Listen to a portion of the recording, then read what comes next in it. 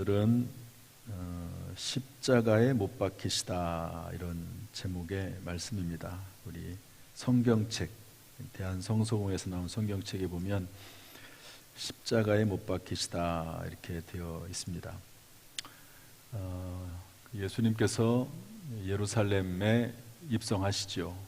그리고 나서 주일날 입성하셔가지고 목요일날 밤에 잡히시고 금요일날 재판받으시고 금요일날 이제 사형 판결을 받고 사형 집행까지 되는 그런 과정을 겪죠. 그래서 오늘 새벽 시간까지 어디까지 했냐면 예수님이 재판받으시고 사형 선고를 받으시는 것까지 새벽에 나눴습니다. 재판장이었던 빌라도 총독은 이 사람에게 죽일 만한 죄를 찾을 수 없다. 너희들이 하도 그렇게 요청하니까 때려서 그냥 내보내겠다. 이렇게 이야기를 합니다. 3번 말합니다. 3번. 이 사람은 죄가 없다. 이 사람은 죄가 없다. 이 사람은 죄가 없다. 3번 말하거든요. 그런데도 불구하고 계속해서 대제사장과 서기관들이 충동질 해가지고요, 십자가에 못 박으라고 하니까 또 이제 6월절이 명절이 내일부터 그 다음 날부터 시작이 되거든요. 그러니까 그 다음 날, 그렇죠. 그러니까 아무튼 오늘 승부를 보려고 다 아주 그냥 작정한 겁니다. 또 빌라도는 정치적으로 볼 때 젊은 청년 하나 죽는 게 낫지 대제사장들이나 서기관들하고 관계를 등질 필요가 없고, 또 그리고 무리들이 하도 소리를 지르니까 또 여론에 의해서 그렇게 된다고 하는 의미도 있겠고, 그러니까 그냥 재판의 결과는 무죄인데 사형 선고를 내립니다. 이거 있을 수 없는 일이죠, 사실은. 그렇지만 예수님께서 말씀하신 대로 인자는 기록된 대로 가거니와 인자를 파는 자에게는 저주가 있다 이렇게 말씀하셨는데, 인자는 기록된 대로 가는 거죠. 그리고 나서 이제 십자가를 지시고 이제 골고다 언덕으로 올라가시죠. 거기서 십자가에 못 박히시기 위해서. 그런데 이제 예수님의 십자가를 지고 예수님이 이제 올라가는데요. 그래서 이 재판정에서 이 십자가를 지는 골고다 언덕까지 올라가는 과정이 있을 것 아닙니까? 그 과정. 그 다음에 예수님께서 십자가에 달려 계시는 그 시간이 있을 것이고요. 그 다음에 예수님께서 이제 운명하시는 이제 그 이후에 일들이 있을 것입니다. 그런데 예수님께서 십자가의 길을 가실 때 만난 사람이 2사람이 있습니다. 십자가의 길로 갈 때 물론 이제 수많은 사람들을 만났죠. 수많은 사람들이 쫓아오기도 하고 또 구경하기도 하고 그랬겠지만 유의미하게 의미 있게 만난 2 부류의 사람이 있습니다. 오늘은 그 2 사람에 대한 이야기를 하고요. 그 다음에 예수님께서 십자가에 달리셔가지고 만난 의미 있는 2 부류의 사람이 있습니다. 예수님께서는 십자가에 달리시기까지, 십자가를 지고 올라가시는 순간까지, 그리고 십자가에 달려서까지 예수님께서는 메시지를 전하시고 그리고 사명을 다하시는 그런 모습을 볼 수가 있습니다. 아무튼 끝까지, 바로 숨이 넘어가는 그 순간까지 예수님께서는 그의 사명을 감당했다고 볼 수가 있습니다. 우리도 마찬가지죠. 그렇게만 될 수 있다면 얼마나 참 감사한 일입니까? 끝까지 나에게 맡겨진, 또 우리에게 각자에게 맡겨진 그 사명을 감당하다가 그 사명이 다 해서 하나님의 부르심을 받을 수 있다고 하면 참 복된 일일 것입니다. 하나님께서 우리에게 그런 힘과 지혜와 능력과 또 건강과 믿음을 주시기를 주님의 이름으로 축복합니다. 예수님은요, 십자가를 질 수 없을 정도로 고통을 당하셨습니다. 십자가를 질 수 없을 정도로. 그러니까 이미 예수님은 밤에부터 끌려다니기 시작을 해가지고 계속 대제사장의 집에서, 그리고 그 다음 날은 공회로 갔다가 빌라도에게 재판을 받으시고 헤로드 왕에게 갔다가 또 빌라도에게 와가지고 하루 종일 끌려다니고, 그날 그 전날 밤에는 군인들에게 희롱을 당하고 매를 맞고 욕을 먹고, 그런 일들을 예수님께서 당하셨습니다. 그리고 나서 십자가를 지시기 전에 채찍에 맞으셨죠. 엄청난 채찍. 그 끝에 뼈들이 달려있는 그런 채찍입니다. 그래서 한번 때리면 그 온 몸을 휘감아가지고요, 잡아 당기면 살점이 튀어나오는, 피가 튀는 이제 그런 채찍을 예수님께서 맞으시죠. 이런 어떤 육체적인 그런 부분도 있지만 제자들에게 배신을 당하고, 그리고 외롭고, 그리고 예수님께서 표현하신 대로 죽을 만큼 힘드셨던 분이 십자가를 지시는 예수님의 모습이었습니다. 이런 모습을 가지고, 이런 상태로 이제 십자가를 지기 위해서 이제 골고다 언덕을 향해서 가게 되는데, 우리 26절 말씀 읽어보겠습니다. 26절 다 같이 읽어보죠. 시작. 그들이 예수를 끌고 갈 때에 시몬이라는 구레네 사람이 시골에서 오는 것을 붙들어 그에게 십자가를 지워 따르더라. 아멘. 한 사람을 만납니다. 그 사람의 이름은 시몬입니다. 시몬. 구레네 사람 시몬. 시골에서 올라왔죠. 유월절 명절을 지키러 온 거죠. 유월절 명절이 되면 뭐 시골에서뿐만 아니라 전 세계에서 유대인들은 몰려오거든요. 그러니까 이제 그렇게 해서 유월절의 명절을 지내러 성전을 향해서 이제 가고 있고, 그러고 있는데 그날 이제 내일부터 이제 그 다음 날부터 유월절이 시작이 되니까 이제 와가지고 뭐 이것저것 이런저런 일들을 하러 이제 돌아다니겠죠. 그런데 마침 예수님께서 지나가시는 그 시간에 그 길을 지나가게 된 겁니다. 뭐 예루살렘으로 말하면, 지금으로 말하면 뭐 우리 같이 서울이죠. 근데 이제 시골에서 이제 서울에 올라온 거죠. 서울에. 뭐 시골, 우리 당진이 서울인가, 당진이 도시인가요? 시골인가요? 시골인가요? 그런데 저기 우리 당진 요 읍내에 사시는 분 말고 같은 당진인데도 저 다른 읍면에 사시는 분이 계시더라고요. 그분이 뭐라고 말씀하냐면 당진 시내 가면 너무 복잡해서 못 살겠대요. 그렇게 얘기하시는 분이 계시더라고요. 그러니까 여기가, 그분들이 볼 때는 여기가 서울이에요. 어쨌든 뭐 당진이 됐든 뭐 어디가 됐든지 간에 시골에서 서울로 올라간 거죠. 명절을 맞이해서.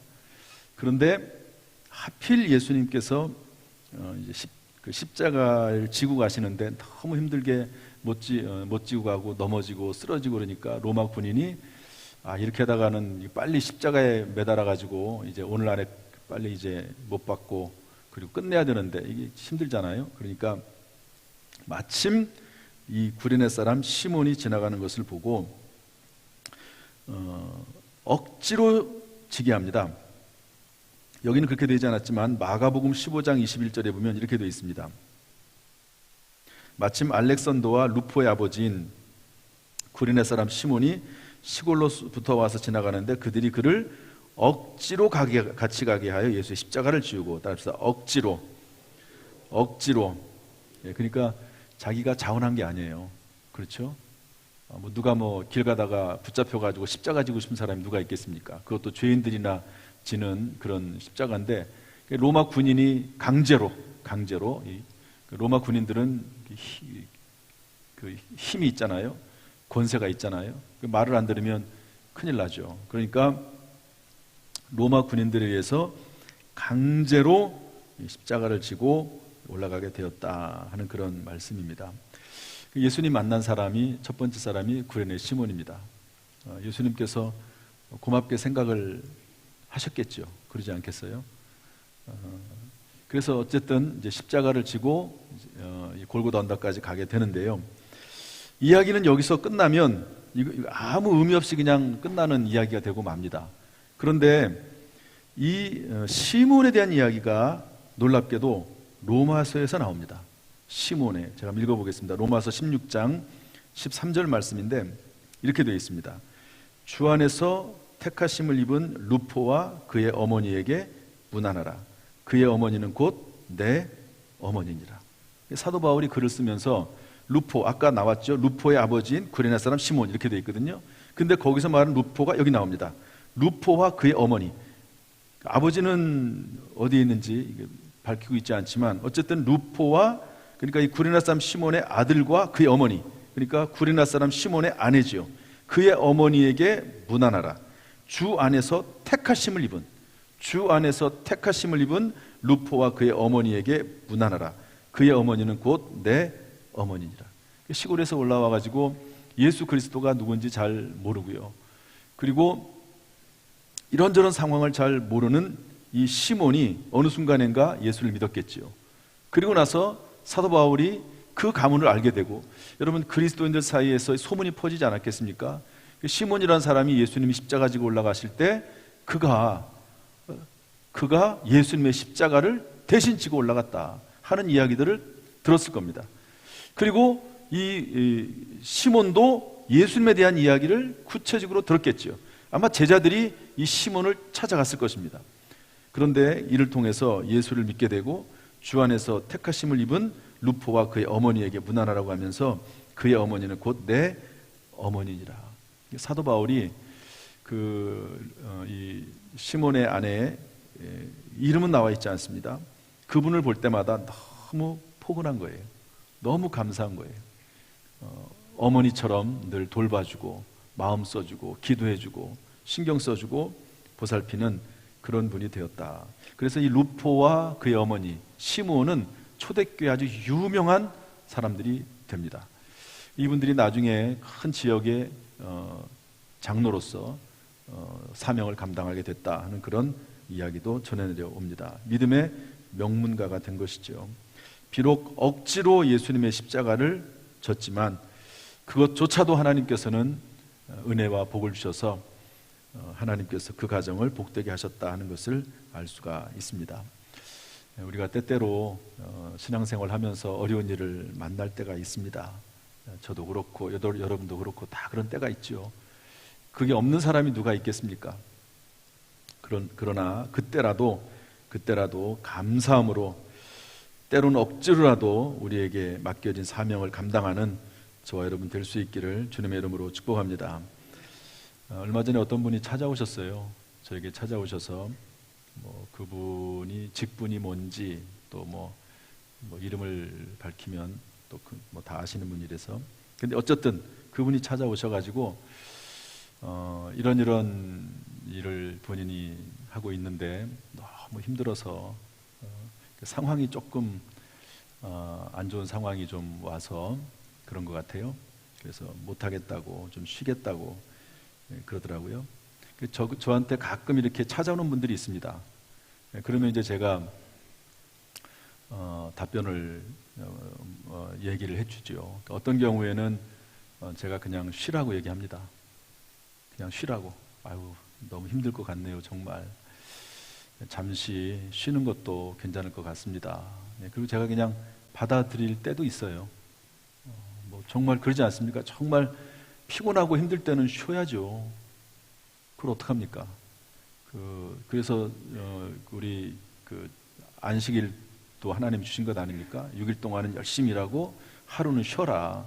그렇게 말씀하셨기 때문에 너무 이게 탈진할 정도로 일을 하면 안 됩니다. 그래서 쉴 때는 또 적절하게 쉬어주고, 그래서 다시 재충전해가지고 일을 해야 될 때도 있거든요. 제가 보고 그럴 분 같으면 그러라고 얘기를 하는 때도 있죠. 근데 이분은 제가 보니까 그럴 게 아니에요. 이분은 이제 이런저런 환경이 힘들고 또 마음이 좀 너무 어렵고, 그런데 제가 판단할 때 이분은 그 일을 놓으면 안 되겠다 하는 그런 마음이 들더라고요. 그래서 알겠습니다. 정 힘들면 일을 중단하시는 게 좋죠. 그렇게 했으면 좋겠습니다. 원하시면 그렇게 하시죠. 그렇게 얘기를 딱 해놓고 일단은 하고요. 그런데 제 마음에 드는 생각은 이렇습니다. 사람마다 살다 보면 슬럼프가 있습니다. 힘들 때가 있습니다. 아무것도 하기 싫을 때가 있습니다. 그리고 살다 보면 사람이 광야를 만날 때도 있습니다. 광야. 그런데 그 광야는 때때로 하나님께서 그냥 몰아가시는 광야도 있습니다. 내가 가고 싶어서 가는 것이 아니고 다 이유가 있어서, 하나님의 계획과 섭리가 있어서 하나님께서 광야로 몰아가실 때가 있습니다. 예를 들어서 예수님께서 40일 동안 금식하실 때 금식하러 예수님이 가실 때 어떻게 가셨죠? 성령께서 보내셨습니다. 성령께서 그렇게 이끌어 가셨거든요. 그러니까 광야가 있을 수 있습니다. 이런 슬럼프와 광야를 만났을 때, 그때는 어떤 사람은 쉬어야 될 사람도 있긴 하지만요, 엘리야 같은 분은 막 이세벨 선지자가 자기를 죽이려고 한다고 할 때 850명의 선지자 싸워 이기지 않았습니까? 그런데 이세벨 여왕이 막 죽이려고 쫓아온다고 하니까 도망가지 않았습니까? 로담나무에 누워가지고 내가 더 이상 못 감당하겠습니다. 그리고 막 그냥 자빠져버리고 말았잖아요. 죽여달라고 그냥 그렇게 하지 않았습니까? 그때 까마귀를 통해서 먹을 음식을 주셔가지고 다시 회복시키기도 하잖아요. 그래서 다시 일을 하게 하시는데, 슬럼프가 있고 광야로 하나님께서 몰아가실 때가 있습니다. 그때는 그냥 걸어야 됩니다. 그때는 힘들어도 그냥 걸어야 됩니다. 버텨야 합니다. 버티는 게 하나님의 뜻입니다. 그것을 통해서 하나님께서는 그 과정을 통해서 하나님께서는 일하시는 거지, 내려놓기 시작을 하면 아무것도 못합니다. 지금은 내려놓을 때가 아니라 버틸 때입니다. 묵묵히 걸어갈 때입니다. 이렇게 얘기를 했어요. 그랬더니 그분이 제가 하는 말을 그대로 받았습니다. 믿음으로 받고 순종함으로 받아서 없던 일로, 저한테 했던 말은 없던 일로 이제 그렇게 해서 일을 잘 감당을 하고 있는데요. 여기 구레네 시몬은 억지로 사명을 감당했습니다. 혹시 내가 지금 하고 있는 일이 힘들어도 하나님께서 행하라고 하신 일이 확실하면, 예수님은 하나님께서 행하라고 하시니까 억지로 하나님 명령으로, 본인은 원치 않았잖아요. 사실은 십자가를 지길. 그럼에도 불구하고 최종적으로 순종하고 거기에 따르는 것을 볼 수가 있습니다. 이 구레네 사람 시몬을 통해서 예수님께서 십자가를 지고 골고다 언덕에 올라갈 때 만나신 이 구레네 시몬을 통해서 우리에게 주시는 교훈은 뭐냐? 때때로 억지로라도 하나님의 사명을 감당하고 십자가를 지면 하나님께서 그것을 외면하지 아니하시고 반드시 합력하여 선을 이루고 선하게 하나님께서 이끌어 주신다 하는 교훈을 받을 수가 있습니다. 이 오늘의 말씀이, 교훈이 우리에게 마음속 깊이 새겨지기를 주님의 이름으로 축복합니다. 두 번째 만난 사람이 있습니다. 그것은 이분들입니다. 읽어보겠습니다. 27절 말씀, 28절 읽어보도록 하죠. 시작.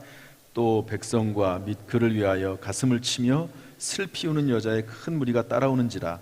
예수께서 돌이켜 그들을 향하여 이르시되 예루살렘의 딸들아, 나를 위하여 울지 말고 너희와 너희 자녀를 위해서 울어라.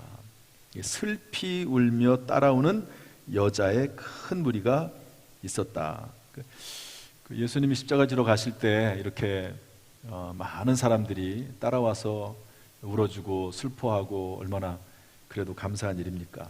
그런데 예수님께서 그 순간에 뒤를 돌아다보시며 뭐라고 말씀하셨냐면, 나를 위해서 울지 말고 너희와 너희 자녀를 위해서 울라, 이렇게 말씀하셨습니다.